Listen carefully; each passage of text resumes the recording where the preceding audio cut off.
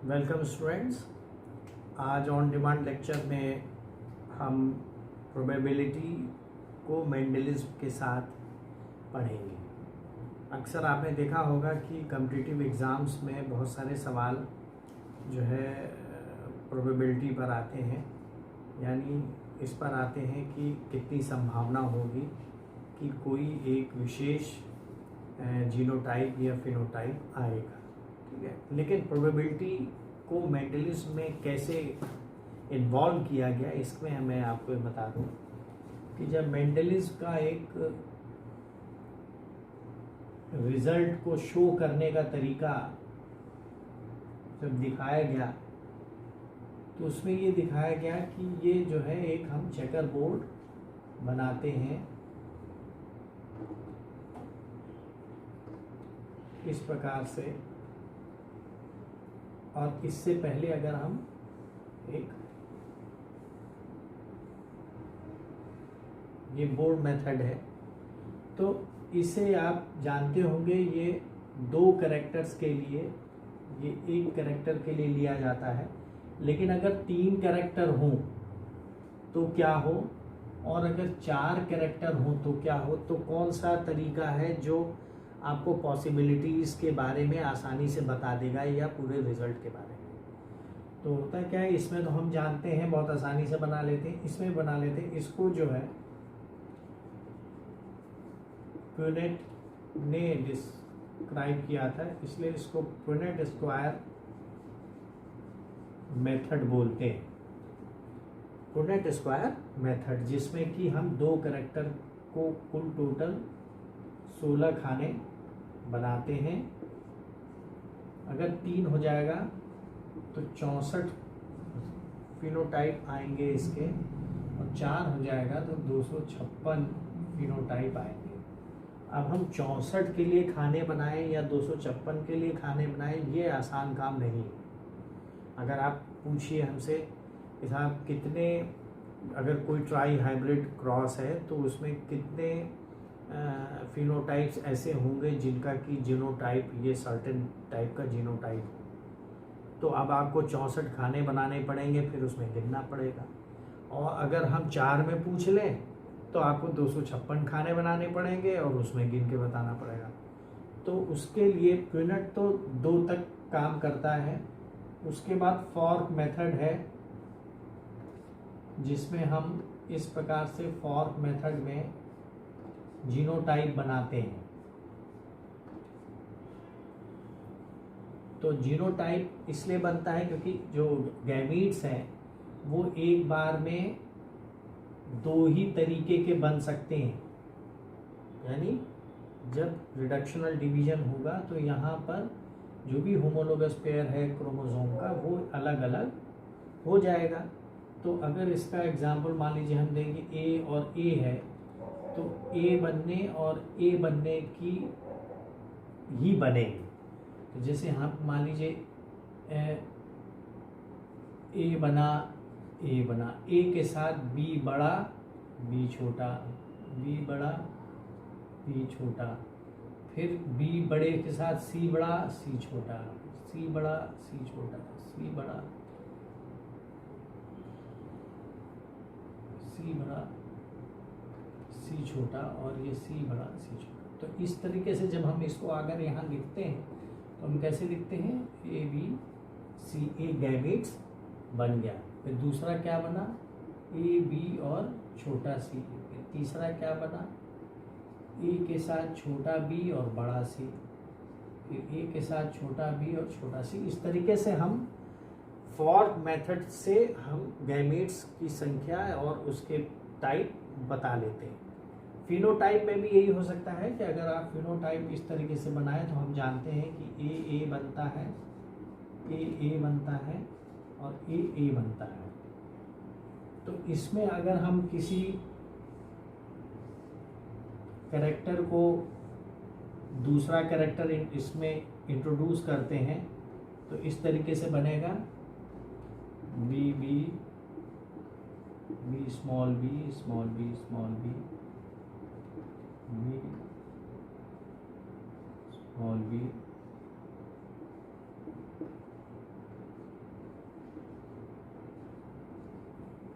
तो ये दो अगर कैरेक्टर ले रहे हैं तो हम यहाँ क्या लिख देंगे, A A B B, A A B B, A A B B. क्योंकि हम जानते हैं कि किसी भी चेकर बोर्ड में ये 2 बार बनता है, इसलिए सब की जगह ये 2 बार हो जाएगा, इंटू 1 इंटू 2 इंटू 1। ठीक है, तो ये एक फॉग मेथड है जो आप जानते हैं। लेकिन अगर मान लीजिए आपसे कहा जाए कि कोई 4 जीन हैं जो कि इंडिपेंडेंटली असॉर्ट कर रहे हैं, 4 जीन हैं और इंडिपेंडेंटली असॉर्ट कर रहे हैं, तो आप ये बताइए कि कोई भी ऐसा प्रोजेनी बताइए जिसमें कि चारों के चारों में डोमिनेंट होमोजाइगस कंडीशन, चारों जीन्स की डोमिनेंट होमोजाइगस कंडीशन हो। उससे पहले प्रोबेबिलिटी में जान लीजिए कि प्रोबेबिलिटी क्या होती है।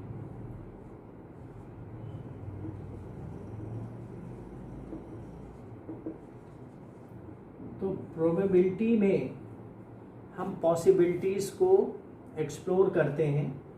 उसके लिए एग्जांपल ये है कि मान लीजिए कोई ऑर्गेनिज्म है जो एक होमोजाइगस है, या कोई ऑर्गेनिज्म है जो हेट्रोजाइगस है। अगर इसमें गैमीट बनेगा तो ये दोनों अलग अलग हो जाएंगे, दोनों क्रोमोसोम, ये एक क्रोमोसोम है दूसरा क्रोमोसोम होमोलोगस, तो ये 2 ही गैमीट तो बनेंगे, 2 ही गैमीट बने, 2 इससे बनेंगे और 2 इससे बनेंगे। यानी इसके बनने की संभावना कितनी है, 1 में से 2, मतलब 1 का आधा। अगर 2 बनेगा तो उसमें ये 1 बनेगा। इसकी संभावना कितनी है कि जब ये 2 बन रहे हैं तो ये कितना बनेगा, 1/2 के हिसाब से आधा बनेगा। तो इसकी भी संभावना कितनी हो गई, आधा। ये भी 2 पूरे बन रहे हैं तो ये कितना बनेगा, 1, और ये कितना बनेगा, 1/2। तो आधी संभावना इसलिए है कि 2 ही ऑप्शन है। अगर तीसरा ऑप्शन भी होता तो ये 1/3 और इक्वल अगर पॉसिबिलिटी होती तो 1/3 हो जाता, लेकिन यहाँ ऑप्शन 2 है। तो 2 ऑप्शन क्यों है, जैसे कि अगर आप एक कॉइन उछालें तो हेड आएगा या टेल आएगा। तो इनकी पॉसिबिलिटी एक बार कॉइन उछालने में, यानी अगर इवेंट 1 है तो इनके आने की संभावना कितनी है, आधी। ये सब थियोरेटिकल है, जरूरी नहीं है कि आप 2 बार कॉइन उछालें तो एक बार हेड आए एक बार टेल आए, ऐसा नहीं है। ये केवल थियोरेटिकल है, एवरेज है पॉसिबिलिटी, क्योंकि हो सकता है कि दोनों बार हेड आ जाए या दोनों बार टेल आ जाए। तो यहाँ क्या हो गया, 1/2 1/2 1/2। अब ये दोनों गैमीट्स मिलके, यानी ये दोनों गैमीट्स अगर मैं पूछूं कि होमोजाइगस कंडीशन कैसे आएगी, कितने प्रतिशत चांस है कि होमोजाइगस ही कंडीशन आए। अगर मान लीजिए इसमें हम क्रॉस कराते हैं इनके और इनके बीच में, तो हम ये जानते हैं कि अगर हम क्रॉस बनाते हैं तो ए ए ए ए ए ए, यही तो क्रॉस बनाएंगे जो बनेगा। ये जो है, ये यहाँ देखिए 2 कंडीशन है। आपको ये समझना होगा कि कोई चीज़ का जो कॉम्बिनेशन है वो, मान लीजिए ए में तो आपको समझ में नहीं आ रहा, इसमें बताते हैं कि ए के साथ स्मॉल ए कितनी बार आ रहा है, ए के साथ स्मॉल ए कितनी बार आ रहा है। दूसरा ये कंडीशन हो सकता है कि बड़ा ए कितनी बार आ रहा है। अब यहाँ क्या है कि बड़ा ए इस पेरेंट से भी आ सकता है और इस पेरेंट से भी आ सकता है, उसे भी हम कुछ देर के लिए रोक देते हैं। अब हम ये मानते हैं कि कॉम्बिनेशन जिसमें पूछ रहे हैं, यानी what is the chance of event, certain event, उसकी क्या चांस है, जिसमें क्या हमको देखना है, event in which two certain things occurring together, यानी हम क्या कह सकते हैं, in which event A and B, and को ध्यान दीजिएगा, बी के बजाय A and small A comes together. तो यहां हम क्या पूछ रहे हैं, ये नहीं कह रहे कि ए कितनी बार आएगा या ये कितनी बार आएगा, अब हम इसके कॉम्बिनेशन को पूछ रहे हैं, यानी अकरिंग टुगेदर। हम ये नहीं पूछ रहे कि ए आएगा या ए आएगा, और नहीं पूछ रहे हैं। तो जब हम एंड पूछते हैं तो एंड का मतलब मल्टीप्लिकेशन होता है, इसे आपको याद रखना है, एंड का मतलब है मल्टीप्लिकेशन। तो यहां हमने देखा था कि ए का फ्रीक्वेंसी क्या है, 1/2 है, दूसरे ए की भी फ्रीक्वेंसी क्या है, 1/2 है। तो दोनों एक साथ कैसे आएंगे, अगर हम उनकी फ्रीक्वेंसी को मल्टीप्लाई कर दें, यानी ए एंड ए। तो जब हम मल्टीप्लाई करेंगे तो क्या हमें मिलेगा, 1/4। तो यहां भी क्या आ रहा है, 4, देखिए 4 इवेंट हैं, 4 इवेंट हैं टोटल, तो चारों में ये एक बार आ रहे हैं, चारों में एक बार आ रहे हैं। लेकिन चूंकि ये दो बार आए हैं, ये 4 देखिए आया ना इससे, क्योंकि इसकी अलग फ्रीक्वेंसी क्या थी, 1/2, इसकी अलग फ्रीक्वेंसी क्या थी, 1/2।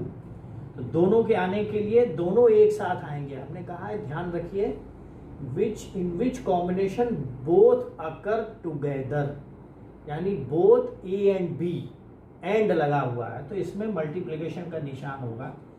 तो प्रोबेबिलिटी में जो पहला नियम है वो क्या है, multiplication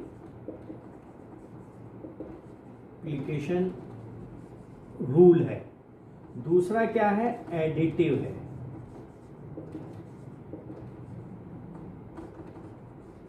additive rule of probability. तो यहां हमने देखा कि जब हम इसे मल्टीप्लाई करते हैं तो 1/4 फ्रीक्वेंसी आती है, और ये इससे पता लगती है कि 4 ही आउटकम थे, जो आउटकम थे वो 4 था, उस 4 में डबल ए सिर्फ एक बार आया है, यानी उसकी फ्रीक्वेंसी 1/4 है। डबल ए स्मॉल भी एक बार आया है, उसकी फ्रीक्वेंसी भी 1/4, यानी 4 में एक बार है। लेकिन ए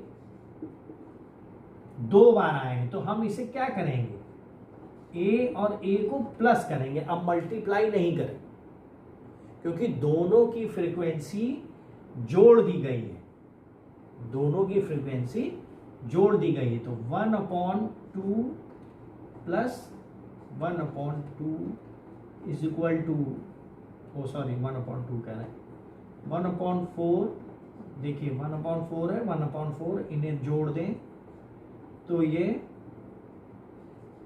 2/4 आता है, जिसे सिंप्लीफाई करेंगे तो 1/2 आए। ये 1/2 किसका है, 4 का आधा है, यानी अगले आधे में होमोजाइगस आ रहे हैं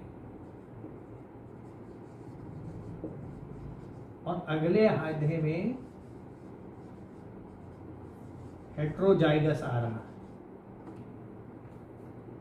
तो हमें मल्टीप्लिकेशन रूल और एडिटिव रूल में ये ध्यान रखना होगा कि किस सवाल में क्या पूछ रहा है। अगर वो पूछ रहा है कि which of the events occur together, togetherness है, तो हम मल्टीप्लाई करेंगे। एंड ये पूछा जा रहा है कि which of the event occur how many times. How many times का मतलब कि ए और ए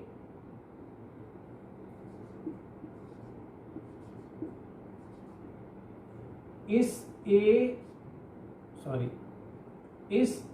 और इस ए के बनने से भी आ रहा है, और इस ए और इस ए के बनने से भी आ रहा है, यानी it is coming either from this A and this A, either from A and A, यानी एंड और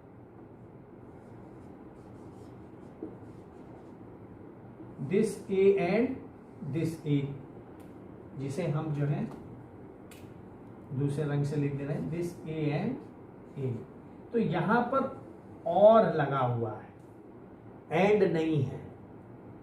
चूंकि और लगा हुआ यानी दो वो चीज, ये कॉम्बिनेशन इनके बीच फ्यूजन होने से भी हो सकता है और इनके बीच फ्यूजन में से भी हो सकता है। चूंकि or it comes either from this combination or from this combination, it means or को हम प्लस के रूप में ट्रीट करेंगे, और को हम प्लस के रूप में ट्रीट करेंगे। चलिए अभी थोड़ा मान लीजिए नहीं क्लियर होगा, अभी हम आगे एग्जाम्पल देते हैं तो ये और एंड का आपको समझ में आ जाएगा। तो दो रूल हो गए, एक है मल्टीप्लिकेशन रूल, यानी जितनी भी फ्रीक्वेंसी है उनको हम frequency 1, frequency 2, frequency 3 and so on, उनको हम मल्टीप्लाई कर देंगे। यहाँ एडिटिव रूप में जितनी भी फ्रीक्वेंसी है उन्हें हम जोड़ देंगे। अब जोड़ना क्यों है और घटाना क्यों है, ये थोड़ा सा दिमाग लगाने वाली बात है कि सवाल हमसे क्या पूछ रहा है, वो भी हम बताते हैं।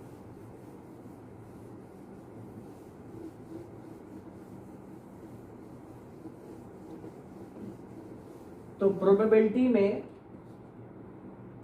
मान लीजिए उसने कहा कि 4 जीन हैं और चारों के होमोजाइगस होने का कितना चांस है, यानी कौन सा ऐसा प्रोजीनी होगा जिसमें चारों जीन होमोजाइगस होंगे। तो ये क्या है, 4 अलग अलग जीन के अकरिंग टुगेदर है। ये सवाल क्या पूछ रहा है कि what is the chance that all the 4 genes occur together in a homozygous condition, dominant homozygous condition. तो हम जानते हैं इसका फ्रीक्वेंसी क्या है 1/4, इसकी फ्रीक्वेंसी क्या है 1/4, इसकी 1/4, इसकी 1/4। अगर इनमें हम मल्टीप्लाई कर दें तो कितना आ जाएगा, 4 चौक 16, चौको 64, 256, 1/256 इसका आंसर होगा।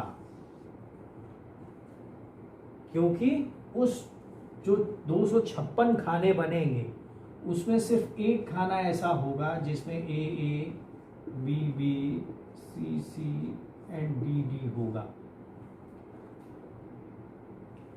तो ये 4 वाले में तो आपको समझ में आ गया कि हाँ ये सही है, क्योंकि अगर हम 2 और 1 का उदाहरण लेते तो आप कहते कि प्रोबेबिलिटी में जाने की क्या जरूरत है, हम उसको प्यूनेट स्क्वायर मेथड से भी जान सकते थे।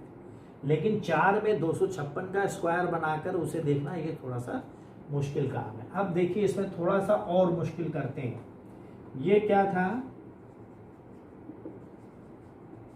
डोमिनेंट होमोजाइगस था। अब यहां से डोमिनेंट हटा देते हैं और केवल होमोजाइगस रखते हैं। तो होमोजाइगस क्या हो सकता है, ए, बी, सी, डी। होमोजाइगस ये भी हो सकता है, और होमोजाइगस सारे होमोजाइगस हो ए, बी, सी एंड डी, ये भी हो सकता है। तो हम ये जानते हैं कि अगर हमने एक चेकर बोर्ड बनाया होता तो उसमें होमोजाइगस 2 जगह आती 4 में से, यानी होमोजाइगस की फ्रीक्वेंसी क्या है 1/2 है। टोटल जितने भी होमोजाइगस है उनकी फ्रीक्वेंसी क्या है 1/2। तो हम क्या कर देंगे, इनकी दोनों की फ्रीक्वेंसी क्या हो गई 1/2, क्योंकि आपने देखा ये दोनों मिलके 1/2 कर रहे हैं।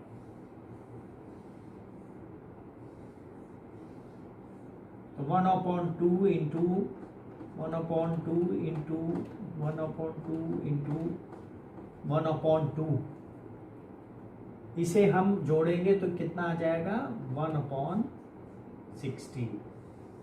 तो जो आंसर 256 था यहाँ पर केवल एक डोमिनेंट के आने से, जब दोनों हम कर देंगे तो डोमिनेंट होमोजाइगस जो है कि उसमें कोई ऐसा हो जिसमें कि कोई एक होमोजाइगस हो जरूर, तो वो डोमिनेंट भी हो सकता है और रेसेसिव भी हो सकता है, तो उसका फ्रीक्वेंसी आ जाएगी 1/16। तो आंसर इसका हम क्या ले सकते हैं, the fraction of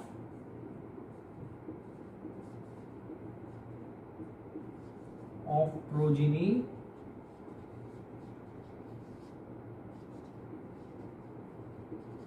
homozygous for all genes, वो क्या होगा 1/16। एक दूसरा उदाहरण हम लेते हैं कि मान लीजिए तो 4 में था, कोई बात नहीं। अब अगर हम डाई हाइब्रिड क्रॉस में ही अगर A B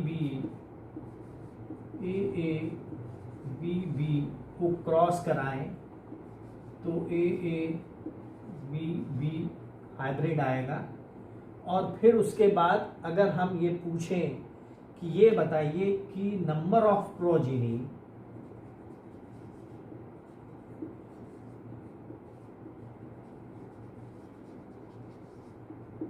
in which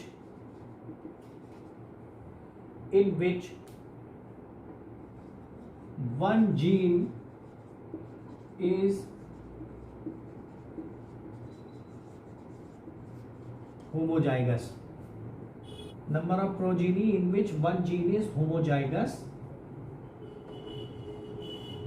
recessive। तो अब हमें यहां पर ये देखना है कि ये हमसे पूछ क्या रहा है। हमसे ये पूछ रहा है कि number of progeny in which one gene is homozygous recessive. तो हमको रेसेसिव हमारे पास क्या है, ए है और बी है, ये दोनों रेसेसिव होमोजाइगस हैं। ये दोनों कितनी बार आएंगे, तो ये दोनों किसके साथ आ सकते हैं, बी डैश। डैश कैसा, इसलिए कि डैश इसलिए लिखा है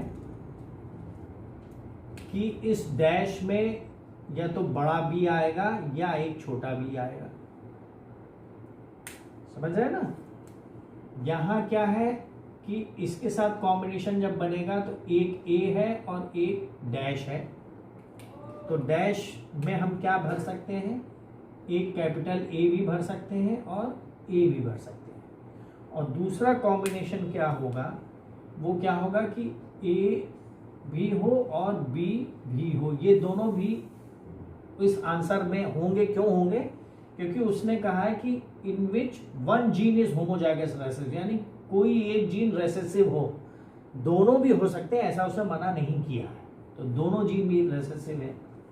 तो अब हम इसे कैसे करेंगे, अब हम इनकी फ्रीक्वेंसी देखते हैं कि क्या है। अब देखिए एक इसकी सबसे पहले देखिए इसकी फ्रीक्वेंसी क्या है आने की, इसकी फ्रीक्वेंसी है 1/4, इसकी फ्रीक्वेंसी है 1/4, इनकी फ्रीक्वेंसी है 1/4 और इसकी भी फ्रीक्वेंसी है 1/4, क्योंकि ऐसा हमने यहां पर देखा था। ए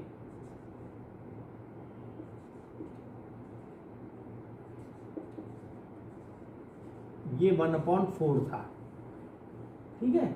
लेकिन ये क्या है कि ये अगर ये 1/4 है तो ये बी भी है और बी भी है, तो ये कितना हो जाएगा, ये बाकी बचा हो जाएगा ना। ये वाला तो हमने 1/4 कर दिया। अब ये 3 खाने बचे जिसमें कि ए आ सकता है डिफरेंट कॉम्बिनेशन में, ए भी आ सकता है, ए के साथ छोटा ए भी आ सकता है, लेकिन छोटा है चूंकि 2 बार आता है। तो ये फ्रीक्वेंसी क्या हो गई इसकी 3/4, इनकी भी फ्रीक्वेंसी क्या हो गई 3/4, और इधर तो है ही। तो अब हम इसे, चूंकि कॉम्बिनेशन है, ध्यान दीजिए फिर से, event in which those combination occurring together, तो यहां फिर मल्टीप्लिकेटिव का ही वो रूल लगेगा। तो इसे हम गुणा कर देते हैं, इन्हें भी गुणा कर देते हैं, तो क्या आ जाएगा हमारे पास। लेकिन ये क्या है, ये 3 अलग अलग इवेंट है, यानी ये कॉम्बिनेशन 3 अलग अलग इवेंट है। ये 6 एक कॉम्बिनेशन नहीं है। अगर 6 एक होता तो हम यहां भी मल्टीप्लाई का निशान कर देते। अब इसे क्या करेंगे, हम प्लस कर देंगे। तो इसका आंसर क्या आ गया 3/16 प्लस 3/16 प्लस 1/16। तो इसका एलसीएम हमने लिया तो क्या आ गया 16, 3 + 3 + 1 = 7/16। तो जो आंसर है वो 7/6, यानी 16 में से 7 प्रोजेनी ऐसे होंगे जिसमें कि कम से कम एक जीन होमोजाइगस रिसेसिव होगा। तो ये प्रोबेबिलिटी है जिससे कि हम इसी मेथड से हम उसके आउटकम को पहचान सकते हैं। Now come to the next example. तो दूसरा एग्जाम्पल हम ले सकते हैं इसमें। सपोज कीजिए कि हमारे पास एक पेरेंट है जिसमें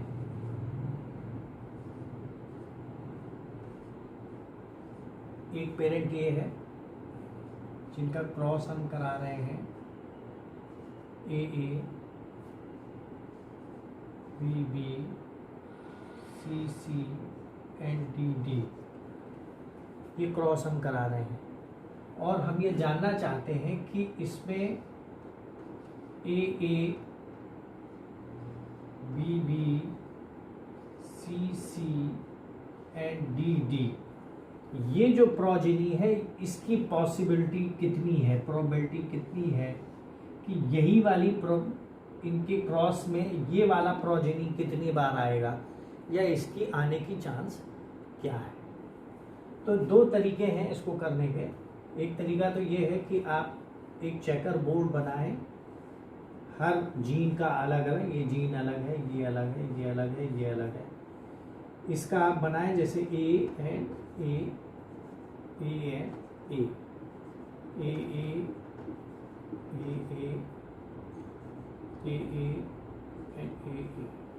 तो यहाँ पर इसकी प्रोबेबिलिटी कितनी आ गई 1/4। तो हम क्या लिख देंगे 1/4। इसी प्रकार बी को हम बी से करें, यानी कैपिटल बी स्मॉल बी, तो बी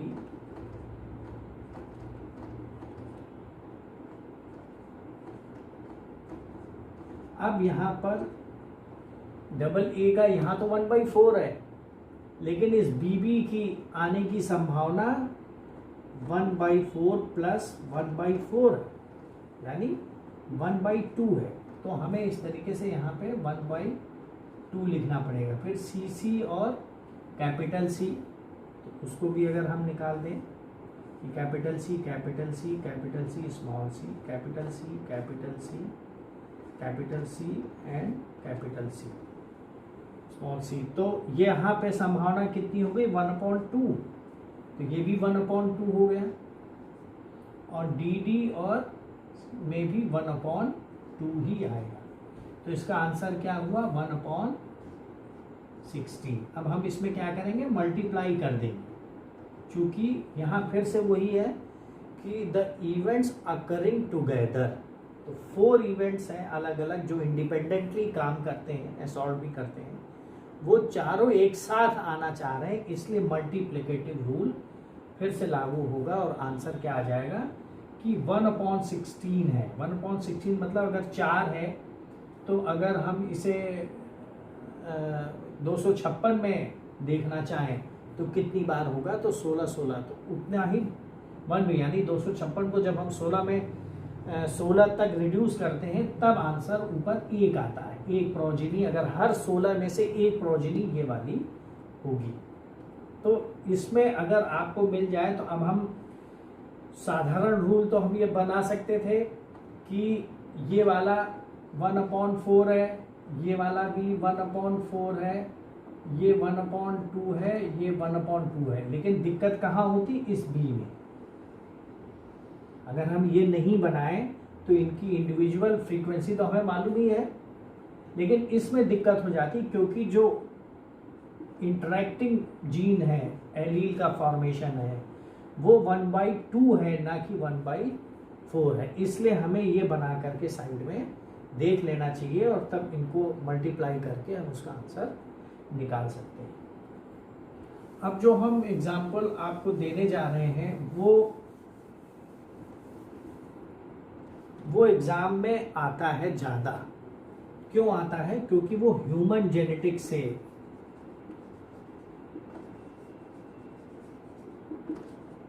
से रिलेटेड होता है। ह्यूमन जेनेटिक्स, तो ह्यूमन जेनेटिक्स में भी हम देख सकते हैं, जैसे मान लीजिए एक एग्जाम्पल है कि एक नॉन एल्बिनिज्म में क्रॉस कराया गया पेरेंट्स में। जो एल्बिनिज्म है it is due to autosomes, तो यहाँ पर हम XY और XX नहीं लिखेंगे, जैसा कि हम ज़्यादातर सेक्स इनहेरिटेड कैरेक्टर्स में लिखते आए हुए हैं, इंटर में भी हाई स्कूल में। क्या होगा, ये एक F1 हाइब्रिड बनेगा, यानी ये भी एल्बिनिज्म नहीं है, ये भी नॉन एल्बिनिज्म है। तो अब मैं कह रहा हूँ कि दिक्कत क्या पड़ती है ह्यूमंस में कि ह्यूमंस बहुत ज़्यादा बच्चे पैदा नहीं करते, यानी जो सैम्पलिंग साइज है डाटा की वो बहुत कम है। भाई देखिए, बड़े जो गरीब देश हैं उनमें 4-5 बच्चे होते हैं और जो विकसित देश हैं उसमें 1 या 2 बच्चे होते हैं। वहाँ पर अगर कोई ये पूछना चाहे इनमें से कि ये बताइए कि ये तो एक ही बच्चा हुआ ना, एक बच्चा हुआ, अगर दूसरा भी होता, तीसरा भी होता, चौथा भी होता, तो उसके क्या मायने हो सकते थे? क्यों हो सकते थे? क्योंकि ये हमने एक ए लिखा है, लेकिन अगर हम इसमें आपस में कराएं तो हमको क्या मिल जाएगा, ए भी मिलेगा, ए भी मिलेगा और ए भी मिलेगा। तो जो हमारा एल्बिनिज्म का पॉसिबिलिटी है वो 1/4 है, और जो नॉन एल्बिनिज्म की पॉसिबिलिटी है वो 3/4 है, क्योंकि इसमें भी एल्बिनिज्म का कैरेक्टर नहीं आएगा। एल्बिनिज्म एक रेसेसिव जीन है, जिससे कि अगर होमोजाइगस कंडीशन होती है तभी वो शो करता है। तो अब हमने देखा कि अगर 4 बच्चे पैदा हों तो उसमें 3 बच्चे नॉन एल्बिनिक होंगे और 1 बच्चा एल्बिनिक होने की संभावना होगी। अगर हम इसका एक पॉसिबिलिटी चार्ट निकालना चाहें, यानी हम सवाल बनाना चाहें, तो पहले हम सवाल बनाते हैं क्या है कि मान लीजिए उन पेरेंट्स में 4 चिल्ड्रन हैं, यानी उनके 4 बच्चे हैं, या वो 4 बच्चे पैदा करना चाह रहे हैं। तो सबसे पहले कि वो जानना चाहेंगे कि कितनी पॉसिबिलिटी है कि चारों जो हैं अनअफेक्टेड हो। चारों, कितनी पॉसिबिलिटी होगी कि 3 तो अनअफेक्टेड हो और एक जो है अफेक्टेड हो, कितनी पॉसिबिलिटी होगी कि दो तो अनअफेक्टेड हो और दो अफेक्टेड हो। तो ये मान लीजिए सवाल पूछ लिया गया कि अगर दो पेरेंट्स जो कि कैरियर हैं एल्बिनिज्म के, उनमें आपस में मैरिज होती है और वो 4 बच्चे पैदा करते हैं, तो क्या संभावना है कि चारों इफेक्टेड नहीं होंगे यानी नॉर्मल होंगे, 3 अफेक्टेड हो अनअफेक्टेड होंगे, एक एबनॉर्मल होगा और या दो हो। तो कैसे निकालेंगे? ये हमने देखे बताया कि जो अनअफेक्टेड है उनकी जो फ्रीक्वेंसी है वो 3/4 है इनकी। तो 3/4 का 4 का मतलब क्या हुआ कि हम 3/4 को 3/4 हर बच्चे का मल्टीप्लाई कर देंगे, क्योंकि ये उस बच्चे की अनअफेक्टेड होने की पॉसिबिलिटी है फ्रीक्वेंसी, कि वो बच्चा 3/4 फ्रीक्वेंसी में अनअफेक्टेड ही होगा। तो यहां क्या आ गया आंसर? 81/256 ये आंसर आया। अब ये इसलिए आया क्योंकि ये सिर्फ एक ही, मतलब इसमें कोई दूसरा चांस नहीं है, ऑप्शन नहीं है। क्यों नहीं है? क्योंकि अगर उनके चारों बच्चे हुए तो चारों अनअफेक्टेड हैं, यू मीन्स अनअफेक्टेड। अब अगर 3 अनअफेक्टेड हो और एक अफेक्टेड हो तो ऐसा हो सकता है कि अभी देखिए यहां हमने ये बात नहीं करी कि चारों बच्चों में से मेल फीमेल कौन है, क्योंकि अगर आप ह्यूमन जेनेटिक्स देखें तो किसी भी आउटकम में बॉय और गर्ल की अपनी अलग अलग आधी आधी फ्रीक्वेंसी होती है।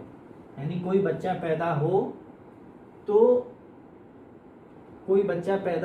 तो वो लड़का होगा या लड़की, ये आधा चांस होता है, वो अलग है अभी। तो मान लीजिए 3 अनअफेक्टेड है तो 3 अनअफेक्टेड ऐसे भी हो सकता है, यू यू यू एंड ए। हो सकता है पहला बच्चा अफेक्टेड निकल जाए और बाकी 3 इफेक्टेड ना हो सकता है कि पहला अनअफेक्टेड हो, दूसरा अफेक्टेड हो और बाकी अनअफेक्टेड हो सकता है कि पहला दूसरा अनअफेक्टेड हो, तीसरा अफेक्टेड हो और चौथा अनअफेक्टेड हो। तो ये जो संभावना है अनअफेक्टेड और अफेक्टेड की, ये 4 तरीके से आ सकती है, 4 तरीके से आ सकती है। तो हम यहाँ क्या लिख देंगे? 4 पॉसिबिलिटी है, 4 पॉसिबिलिटी है और चारों को हम, मतलब 4 का तो हम मल्टीप्लाई करेंगे ही जो फ्रीक्वेंसी आए। तो अनअफेक्टेड की फ्रीक्वेंसी क्या होगी? 3/4 इंटू 3/4 इंटू 3/4 इंटू अफेक्टेड वाली की फ्रीक्वेंसी क्या होगी? 1/4। तो इसका आंसर क्या आ जाएगा? 108/256। तो अगर हमें चाहते हैं कि 3 अनअफेक्टेड हो और एक अफेक्टेड हो तो उसकी फ्रीक्वेंसी 108/256 होगी। अब 2 इसकी बात करें कि 2 अफेक्टेड हो तो ये कैसे हो सकता है? तो ये काम हमें सॉल्व करते वक्त करना पड़ेगा। ये कैसे हो सकता है कि अनअफेक्टेड हो और 2 अफेक्टेड हो, एक अफेक्टेड हो, एक अनअफेक्टेड हो, एक अफेक्टेड हो, एक अनअफेक्टेड हो, 2 अफेक्टेड हो और 2 अनअफेक्टेड हो बाद वाले,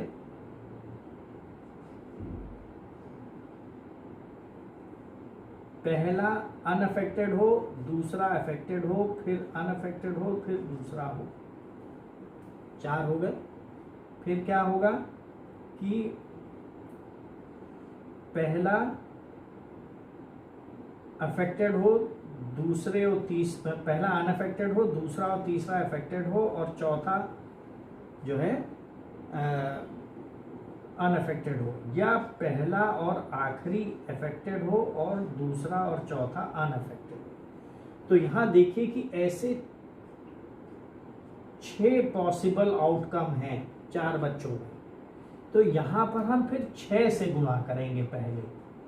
तो क्या कर देंगे, 2 तो अनअफेक्टेड हैं तो उनकी फ्रीक्वेंसी 3/4 होगी, और 2 जो हैं अफेक्टेड हैं,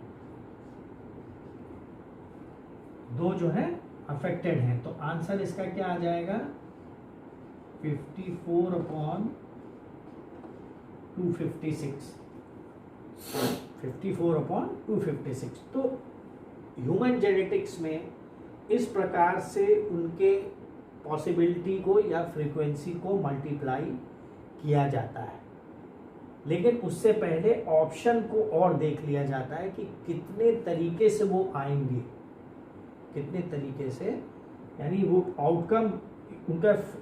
क्योंकि देखिए, एक बच्चा पैदा हुआ तो उसकी फ्रीक्वेंसी 3/4 थी, लेकिन एक जो दूसरा बच्चा पैदा हुआ उसकी फ्रीक्वेंसी भी 3/4 सही होने की है, 1/4 नहीं सही होने की है।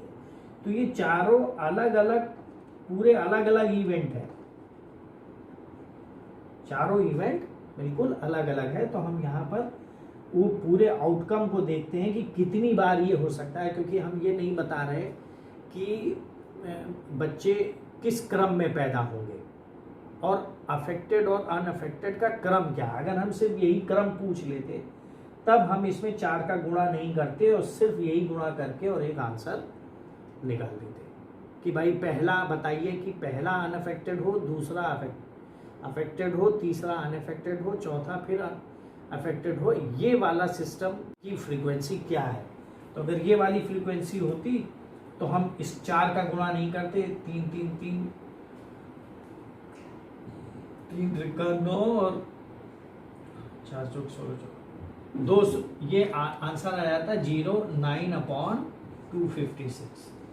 अगर हम सिर्फ इसकी बात करते तो फिर हम ये मल्टीप्लाई नहीं करते, चूंकि हमको नहीं बताया उसने कि क्रम क्या होगा। और इस स्पेसिफिक क्रम तो कुछ भी क्रम हो सकता है, लेकिन 4 बच्चों में इस प्रकार से 6 प्रकार से बच्चे पैदा हो सकते हैं, जिसमें कि 2 बच्चे अफेक्टेड हो और 2 ना हो।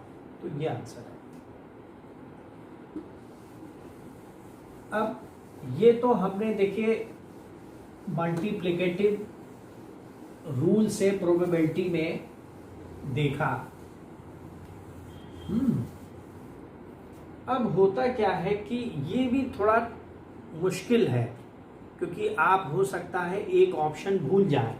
अब इसे हम दूसरे तरीके से कर सकते हैं, जैसे कि लड़का और लड़की मान लीजिए पूछता है, तो हमारे पास कुछ चीज़ें ऐसी होती हैं जिसमें 2 ही आउटकम होता है, यानी हेल्दी है कि अनहेल्दी है,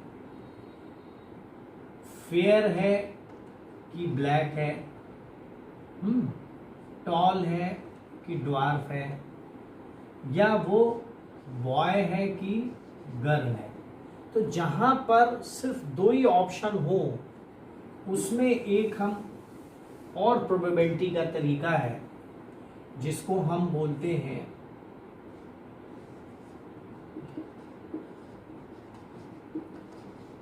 बाइनोमियल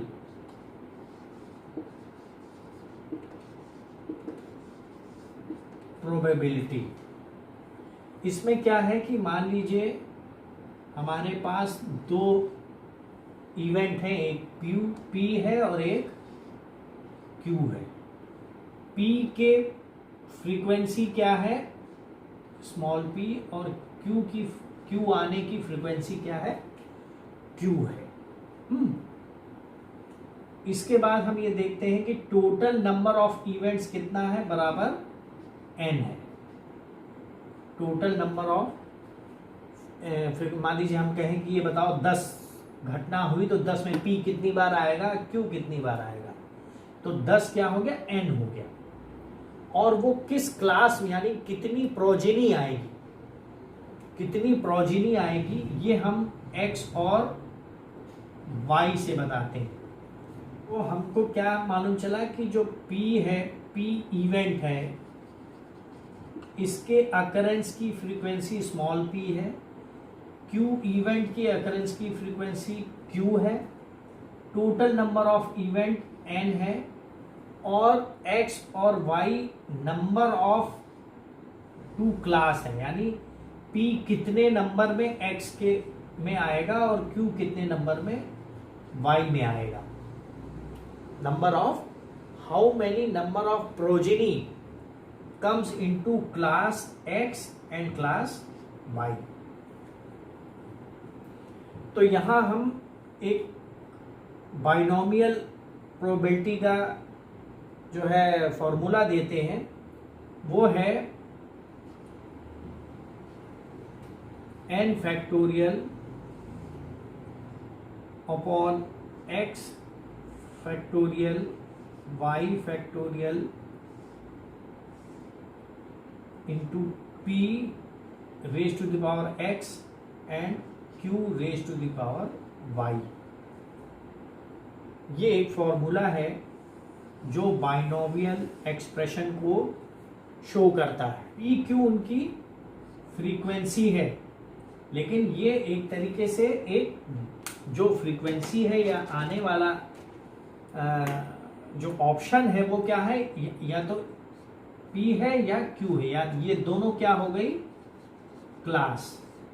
तो अगर इसकी पी की क्यू है, मान लीजिए frequency P is equal to P है, तो Q की फ्रीक्वेंसी 1 माइनस P भी होगी,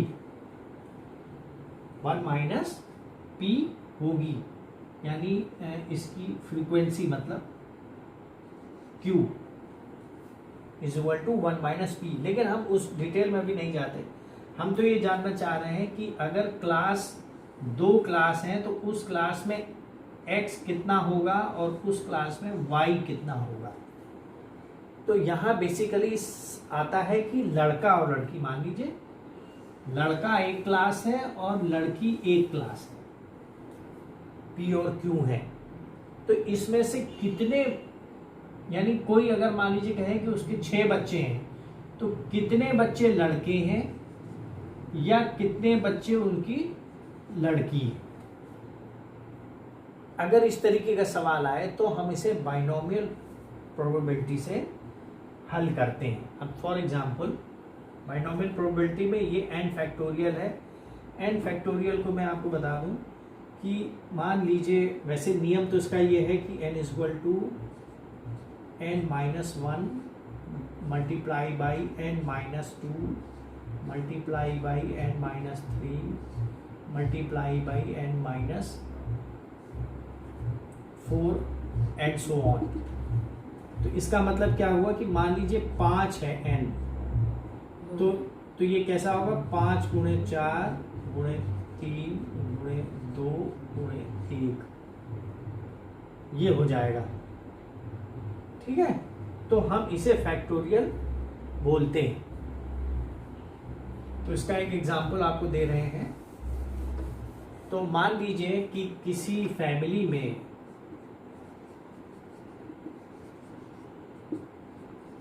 बच्चों की संख्या 6 है और वो चाहते हैं कि इसमें क्या प्रोबेबिलिटी होगी कि एटलीस्ट 4 गर्ल्स हों, 4 गर्ल हो एटलीस्ट। तो 4 गर्ल हो तो हम इसे कैसे निकालेंगे, हम ये निकालेंगे जैसे मान लीजिए 4 गर्ल हो तो 4 गर्ल होगी तो 2 बॉय होगा, लेकिन वो यहाँ कह रहे हैं एटलीस्ट 4 गर्ल्स, मैक्सिमम नहीं बता रहे हैं। तो मैक्सिमम भी तो हो सकता है 4 गर्ल के बजाय 5 गर्ल हो और 1 ही बॉय हो, या 6 गर्ल हो और 0 बॉय हो। ये 2 और कंडीशन, क्योंकि यही हमें वहां देखना है कि एटलीस्ट 4 गर्ल्स कह रहा है कि 4 गर्ल्स कह रहा है केवल। अगर 4 गर्ल्स कह रहा है तो हम सिर्फ यहीं पर स्टिक करेंगे, और एटलीस्ट कह रहा है तो 5 गर्ल्स भी हो सकती हैं, 6 भी, यानी 4 तो होंगी ही, तो 5 भी हो सकती हैं और 6 भी हो सकती हैं। तो इसका जो हम इवेंट, अब इस हमने देखिए n factorial divided by x factorial y factorial into p raise to power x and y raise to the power q raise to the power y। इसमें p और q क्या है, बॉयज का है। तो p की फ्रीक्वेंसी हम क्या है, किसी भी घर में अगर कोई एक बच्चा पैदा होता है तो उसके बॉय होने की संभावना आधी होती है और गर्ल्स होने की संभावना भी आधी ही होती है। तो यहाँ हम क्या करेंगे, इसमें लिख देंगे 6 का फैक्टोरियल है। तो अब 6 के फैक्टोरियल को हम कैसे करेंगे, 6 into 5 into 4 into 3 into 2 into 1, ये तो ऊपर लिखेंगे। और x हमारा कितना है, मान लीजिए 4 गर्ल्स हैं, तो 4 गुणे 3 गुणे 2 गुणे 1 इंटू ये 2 ही है तो 2 इंटू 1, तो क्या हो जाएगा, 2 इंटू 1 कट जाएगा, 4 3 और 4 3 कट जाएगा, और ये p यानी 1/2 raise to the power 4 into 1/2 raise to the power 2। इसे सिंप्लीफाई करें तो क्या आ जाएगा, ऊपर 30 डिवाइडेड बाई 2 इंटू 4 है तो 2 दूनी 4 दूनी 8 दूनी 16, 1/16, और ये हो जाएगा इंटू 1/4। तो ये क्या हो जाएगा, 16 है, इसे और काट देते हैं, 15 आ गया, तो ये आ जाएगा 15 और 16 गुणे 4 64। ये आंसर आता है इसका। अगर हम इसे रखें और इसे रखें तो फिर से अगर हम सारा कैलकुलेट करेंगे तो आंसर हमारा जो है इसका आ जाएगा 6/64, और इसका आंसर आ जाएगा 1/64। तो हमारा अगर वो ये पूछता है कि 4 ही लड़कियां हों, एटलीस्ट ना हो, यानी ओनली 4 गर्ल्स हो, जरूरी हो, must be 4 girls and 2 boys, तब तो आंसर आएगा 15/64, क्योंकि हमने ये फॉर्मूले में वो वैल्यू रख दी है। लेकिन अगर वो पूछता है एटलीस्ट, तो 5 गर्ल भी हो सकती है, 6 गर्ल भी हो सकती है, तो हमें इन्हें सबको जोड़ना पड़ेगा। 15/64 plus 6/64 plus 1/64 is equal to 64, LCM हो जाएगा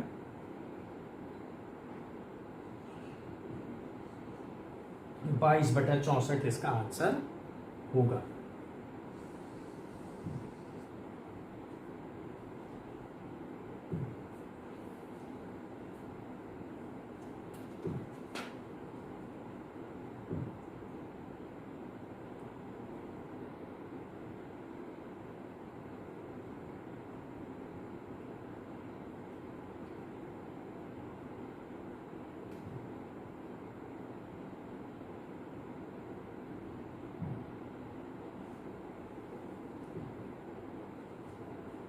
तो ये एक आंसर हमने देखा।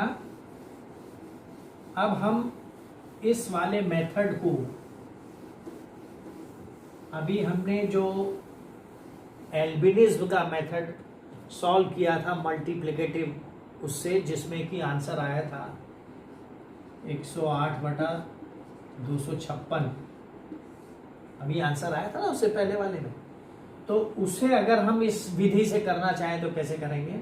वहां था नंबर ऑफ चिल्ड्रन कितने थे, 4, तो इवेंट कितने हो गए, 4।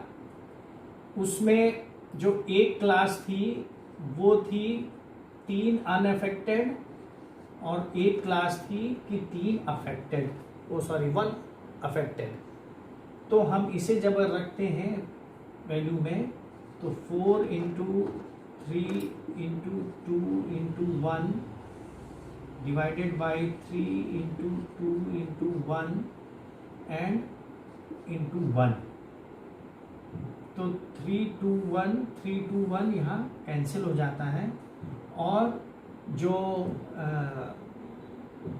अनअफेक्टेड का यानी P का मान लीजिए और Q, तो अनअफेक्टेड का जो फ्रीक्वेंसी थी वो क्या थी, 3/4 थी, 3/4 थी। तो इसे हम क्या कर देंगे, हमने x को यहाँ 3 माना है तो 3 कर देंगे, इनटू जो अफेक्टेड की फ्रीक्वेंसी थी वो 1/4 थी और यहाँ रेज टू दी पावर 1 है। तो इसे जब हम सिंप्लीफाई करेंगे तो 4 into 3 into 3 into 3 into 1 divided by 4 into 4 into 4 into 4। तो ये 4 और 4 कट गया और ये कितना है, 3 त्रिका 9 त्रिक 27 अपॉन 4 चौक 16 चौको 64। तो 64 बटा मतलब 27 डिवाइडेड बाई 64 आंसर आया। लेकिन आंसर हमारा क्या था, 108 एंड 256। तो इसमें अगर हम 4 का गुणा कर दें तो 27 4 जा 108 होता है एंड 64 4 जा 256 होता है। तो ये उसका आंसर होगा। तो हम उस तरीके से कि ये ऑप्शन निकालें कि u होगा फिर 1 होगा या 1 होगा, u और u होगा, या u होगा फिर a होगा फिर u होगा। ऐसे करने के बजाय हम सीधे इस मेथड से भी कर सकते हैं। बस हमें ध्यान देना होगा कि जो टोटल नंबर ऑफ इवेंट है वो कितना, यानी टोटल नंबर ऑफ चिल्ड्रन कितने हैं, उसमें से कितने अनअफेक्टेड हैं और कितने अफेक्टेड हैं, उन्हें हम क्लास मानेंगे x और y। और जो फ्रीक्वेंसी वाला यानी p और q जो दूसरे यानी ये तो प्रोजेनी हो गई, 3 प्रोजेनी 4 में से 3 ये है, x ये, और जो क्लास हो गया वो अफेक्टेड वाला ये है। तो अगर ये अनअफेक्टेड भी हो सकता है, अफेक्टेड भी हो सकता है, जो भी मान लीजिए आप। अगर अनअफेक्टेड मान रहे हैं तो इसकी फ्रीक्वेंसी 1/4 हो जाएगी, सॉरी अफेक्टेड की, और अनअफेक्टेड इसको मानेंगे तो 3/4 हो जाएगी। और फिर इसी को आप उसके पावर लगा दीजिए। तो इस प्रकार से हम बाइनोमियल प्रोबेबिलिटी डिस्ट्रीब्यूशन से भी ह्यूमन जेनेटिक्स वाले सवाल को हल कर सकते हैं। तो ये प्रोबेबिलिटी के 3 तरीके हैं, जिसमें प्रोबेबिलिटी का मल्टीप्लिकेटिव रूल है, जिसमें अगर बहुत सारे इंडिपेंडेंट इवेंट एक साथ आना चाहते हो तो आपको उनमें मल्टीप्लाई करना पड़ेगा। और अगर एक ही इवेंट कई तरीके से आ सकता है, यानी it comes either from this side और फ्रॉम दिस साइड, तो अगर उन दोनों के बीच में और लगा है तो आप उसे प्लस करेंगे। और अगर ह्यूमन जेनेटिक्स में ये देखना हो जहाँ पर 2 ही क्लास हो, P और Q, यानी healthy unhealthy, disease undisease, affected unaffected, तो वहाँ पर एक बाइनोमियल प्रोबेबिलिटी का आप फॉर्मूला लगा के इसे कर सकते हैं। मैं समझता हूँ कि आपको उसमें समझ में आया होगा। अगर आपको कोई एग्जाम्पल ऐसा मिलता है, कोई सवाल ऐसा मिलता है जो नहीं आपको समझ में आ रहा है, तो वो आप मुझे मेरे इस पर कमेंट करके आप वो सवाल मुझे भेज सकते हैं, मैं उसका आंसर आपको डिस्कस करूँगा। Thank you.